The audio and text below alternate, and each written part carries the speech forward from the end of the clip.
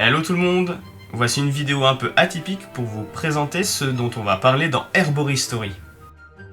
Les produits pharmaceutiques que nous connaissons et que nous consommons actuellement ne sont pas seulement issus des laboratoires de synthèse. Certes, elles en sortent, mais à la base, une très grande partie des molécules présentes dans la pharmacopée sont issues des plantes. Herboristerie, c'est donc l'histoire de ces nombreuses plantes qui poussent tout autour de nous, et qui servaient autrefois à se soigner, mais servent encore aujourd'hui, tout en extrayant leurs propriétés médicinales scientifiquement avérées. Hormis leur histoire, je vais aussi vous montrer les lieux où elles sortent de terre pour offrir leurs vertus, réputées parfois à tort ou à raison. Après, soyons sérieux, il ne faut pas rigoler avec l'usage de ces plantes.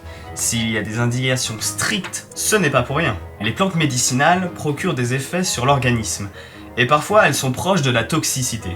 Si l'on tombe dans l'excès de consommation, que l'on est mal informé sur les méthodes d'utilisation, que l'on ne sait pas trop quelle partie de plante à extraire pour la consommer, eh bien vous risquez de mettre en danger votre santé et celle des autres.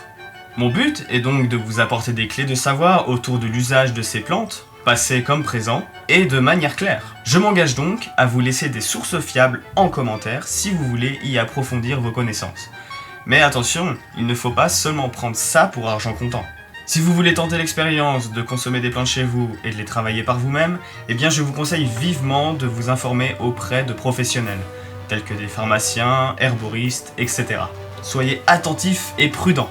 Soigner quelques petits problèmes de santé ou prévenir d'autres problèmes avec la consommation de plantes, c'est reconnu par la commission scientifique. Mais il y a une liste claire autour de ça. En revanche, pour des plus gros problèmes, je vous déconseille formellement l'automédication. Il y a des risques avec les interactions médicamenteuses, entre médicaments, plantes ou plusieurs plantes entre elles. C'est risqué, surtout si on ne s'y connaît pas. Après, bien sûr, pour en revenir à l'émission, si je vous présente des plantes qui s'avèrent toxiques, ou uniquement des petites parties de plantes qui sont toxiques, eh bien je vais être bien clair là-dessus. Ce travail autour de ces plantes est uniquement réservé aux professionnels. Ne vous amusez pas à jouer avec ça.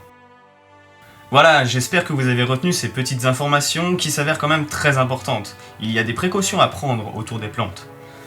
Bon allez, moi, sur ce, j'y retourne.